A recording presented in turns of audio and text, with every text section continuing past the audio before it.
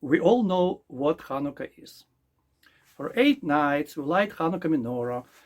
Grandmother comes and gives Chanukah gelt. We eat latkes, get presents.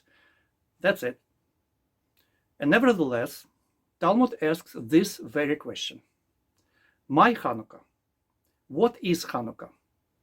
Is there something in Chanukah that can illuminate our life? Talmud goes to explain. When the Greeks entered the temple, they defiled all the oils there. And when the Hasmonean kingdom triumphed and defeated the Greeks, they searched, but found only one container of oil, which had been laid aside, stamped with the seal of high priest. And there was only enough oil in it to light the temple menorah for one day. A miracle occurred with this oil, and they were able to light with it for 8 days, until they were able to prepare new pure oil. So the following year, these days were fixed and established as a festival of praise and thanksgiving.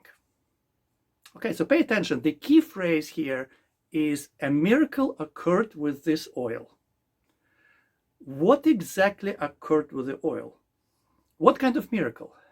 Somehow after they poured the entire oil into menorah and lit it, when they came next morning, there was enough oil for the next day and for the next and for the next. So what happened to the oil? How exactly it was consumed?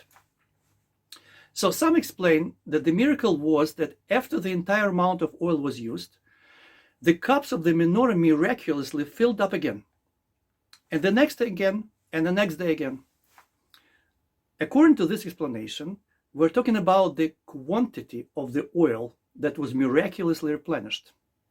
Amount sufficient for one day grew into 8 days amount.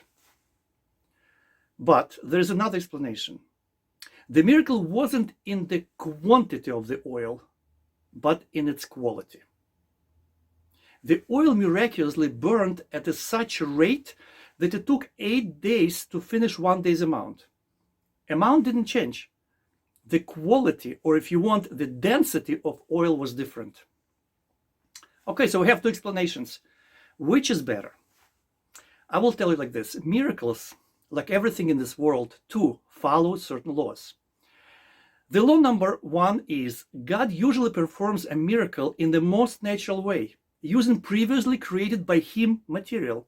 Why create a scary, frightened animal to scare somebody when you can use the regular animal and make it attack? Why use new, never before observed force of nature to split the sea when you can bring a strong wind and accomplish the same? These kinds of miracles we usually observe in Torah. So following this law and applying it to miracle of oil, why make oil miraculously appear every day 8 times when you can make it naturally, so to say, but slower, burn and last for the same 8 days? This explanation leads us to the next question in Talmud. How do we light our menorah to commemorate 8 days of miracle? So again, different opinions.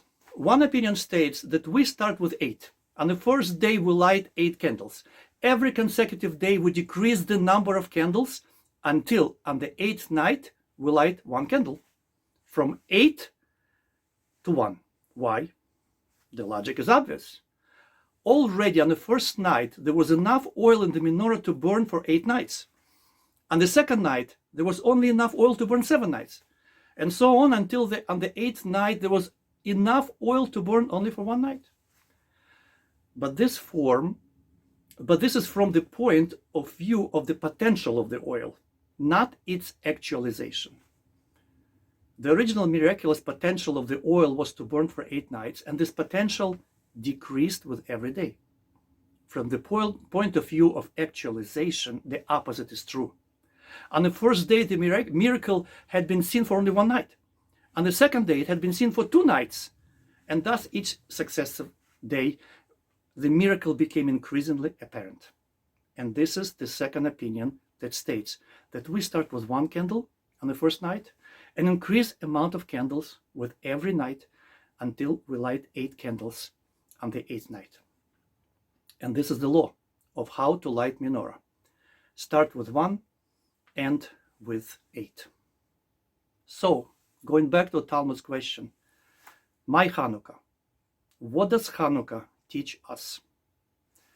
Quality versus quantity. Potential versus actualization. From the day we're born, we're given years, days, moments. This is quantity.